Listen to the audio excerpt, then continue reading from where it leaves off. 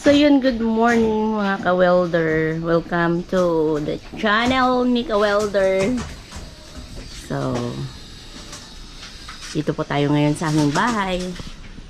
At para po kamong binaha. Yan si Eunice, kumakain. At ang aming almusal ay bihon. So, for today's videos, guys. Oh, may puting ipis na pala. Ay. Anong ginagawa nyo? So, yan. Yan po ang nangyari sa bahay namin. Sira. Sira na. Sinira na ni ka-welder yung bahay. Sinala kasi ng ano. See, oh. Look at that. Look at it. Wala na, sira na. Yan, bukas na. Ang sarap ng hangin. Ganyan na lang kaya. Pwede. Yan. Wala na eh. Walay na, walay. So, yun, no. It's a total disaster. Tingnan mo naman ang bahay ng alay. Tingnan mo. Dami. Parang ng sandwich ang kapal. Yay. Malaki to. Yung isa. Oh. Magkano kilo? Bumibili ko pa ng bahay ng alay. Buong bahay na natin. Dahil ipis.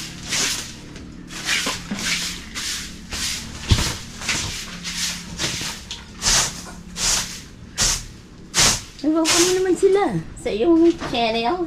Ayun, welcome nga pala kayo sa aking channel na Walder. Wala na kaming ginagawa doon na Kisame.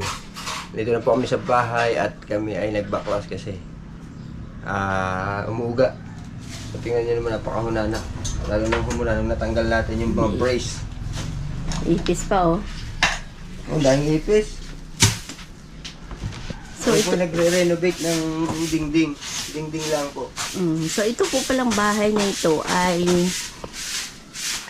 mga 36 years na. Actually, hindi talaga to siya bahay dati. So, ito po ay bodega ng gamit. bodega na gawa ng ng speedboat. So, nung dumating po kami dito, ito po ay tambakan talaga. So, inadapt na lang namin yung ibang pero hindi na po talaga kaya. Look at that. Oh. Ayan. Hindi na po kaya kahit ano pong gawin kong paglilinis. Tinatapalan ko na lang po yan ng wallpaper dati para hindi bumagsak, hindi bumaba yung mga ewan ko anong tawag dyan. Namatay. Hindi boy, yan gagawin mo lang yan oh. Sorry na. Pag matagal ng vlog mo, mamatay talaga yan. Tagalan! Hindi mo nakita nagpi-play yan. Ayan na! Kasi yun, pag naglilinis ako dati ganito, may mga bumabagsak. Sabi ko kayo, ka-welder, tanggalin niya na. Pero, tapos nang tumulo ang bubong, so kung may butas yung bubong, sabi niya hindi daw muna namin tatanggalin ang bubong kasi tutulo lang naman daw yan pag tag-ulan. So, tutulo lang naman yan pag umulan. Oo. Umulan. Tumulo. Tumulo. Itong wire oh. Nalabas ang mga wire. Yung mga wires. Ayan. Huwag ka, welder. Wag. Bata ka pa. Yung magbibig din oh. Wala tayong gamit. May tali. Yan yung mga nalalaglag nun. Kahit anong linis ko. Ayan. Kailangan na yung Kailangan na po talaga. Pero sa mintado naman to. Naka-purong semento. Daming kalat. Mga plywood wasak-wasak. Tapos yung cabinet. Kaya ganyan yan. Hindi ko natapos. Kaya yun o. Yan na natapos ko. Tapos ito. Hindi ko natapos kasi sobrang busy. Tatanggalin ko din yan. Ito lalabas ko din. Ito tatanggalin din tong wall na to kasi ganun din. So yung wall na yan, dun yan sa kabila. Sa mga kwarto ng mga bata. Yun dun. Sa taas. So, yan o. Sira na talaga siya. So wala nang... Hindi mo nalalaglag na. Ouch! Be careful! Kunin mo nga. Labas mo ito po. Okay. So, ito po sa kabila lang. 2 kwarto lang naman po ito. Ito yung isa medyo sa baba. Yung design po ng ginawa nila dito. May hagdan na paakyat maliit. Yan. So, ang gagawin po namin, iibahin. Actually, meron na po siyang bubong na bago. Yan po. Yan. Nagawa na po yan ka-welder. At saka meron na po diyang wall. So, dito sa baba, sementohan. At saka, ano nga, hardiplex. Hardiplex yung taas. Meron na. May hardiplex dun sa taas kalahati. So, may hagdan po yan dito. Kasi dito po sa amin, Bumabaha pag malaki din. malapit po kami sa dagat. So, may tendency po talaga. Nakaranas po dito na bumaha. So, nung time na yon na wala kami dito, pinasok to ng tubig. Mananakaw. At saka, ano. Mananakaw na yun. Alakal. Tapos pinasok ng tubig, yan po yung cause na nagkaroon ng anay. Kasi nabasa po yung mga kahoy. So, hindi namin alam na may nabasa na palang mga kahoy. Hanggang ilang years na simula lang siya sa maliit. Ito po yung pinaka-umpisa niya. Yan. Yung kahoy na yan. Yan. Diyan siya tumulo. Tapos yung sa baba, sa mga kahoy dito. Actually, pinalitan na niya yan. Pero tatanggalin pa rin po yan. Nabasa po yung mga base ng kahoy. So, umakyat na siya ng umakyat hanggang sa nahawa niya na lahat ng mga kahoy yung nahawa niya na. So, dahil double wall, hindi namin ma-check. So, hanggang umano na, bumagsak na. Ayan. Ano mo siguro dito? Bigat ko to. Mga hardwood pa din naman yung iba. So, hindi kaya ng pustiso ng anay. Hindi kaya ng pustiso ng anay gaya nito, oh.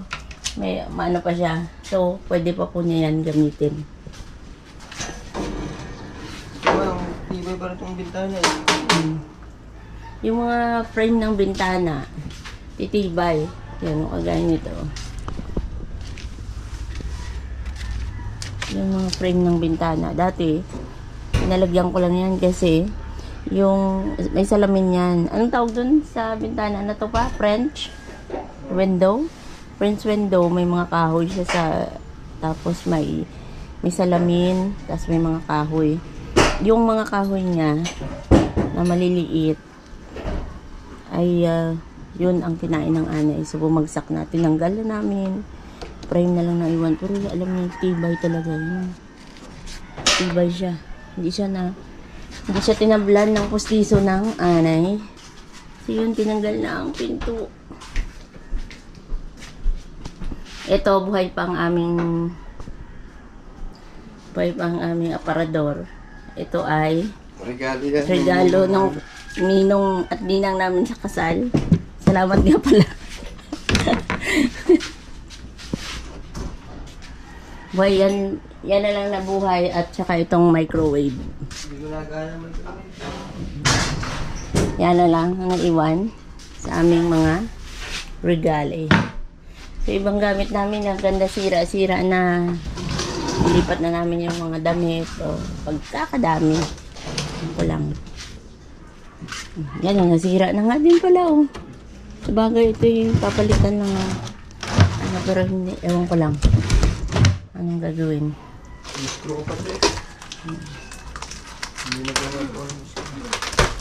Yan, no? Nilagyan ko naman talaga ng wallpaper. Kasi matagal na talaga siyang ganyan. So, yan lang guys. Update lang namin yan. Yan. So, teka. Dami oh. So, ayun. Update lang to namin. Sa bahay namin. Ilan na talaga. Kasi pagdating ko po dito, nung matutulog na kami, dahil po binaklas na siya, alanganin, hindi na nila natapos, so inabot na ng gabi, hindi na natuloy. Nung matutulog na po kami, Halos hindi na po ako makahinga. Gawa po niyan. Nag-trigger po ang aking, ayan, ang dami. Diba? Nag-trigger po ang aking asthma. So, hindi ko talaga na kaya. Kaya nga. Gusto mo isprayhan muna? Kasi talaga ang hirap ito maglinis. Kasi ang dami-dami po talagang nakatirang alien. May nakatirang alien dito sa amin kasabay namin. So talaga kung hindi ako makahinga. Yan.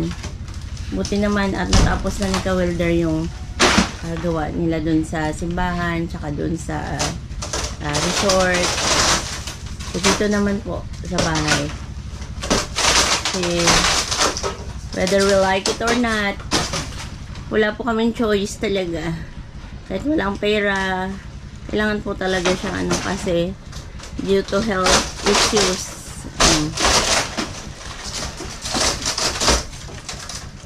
So yan. So update lang po namin yan guys. Para sa ako pong nag-vlog kasi sa Ka-Welder po, alam niyo naman ang hirap po sa kanya. Mamaya na mga Ka-Welder na pag nabakas na namin ito lahat. Ayan, daming ipis, nakakatakot. Nakakaderi! So, sorry po sa mga pasintabi po sa mga kumakain dyan. Pasensya na po kayo. Kasi po, hindi rin namin alam na ganyan na po pala yung sitwasyon ng aming bahay. So, hanggang dito na lang guys. At salamat po sa mga nanonood. Shout out po sa aking mga kasama dyan.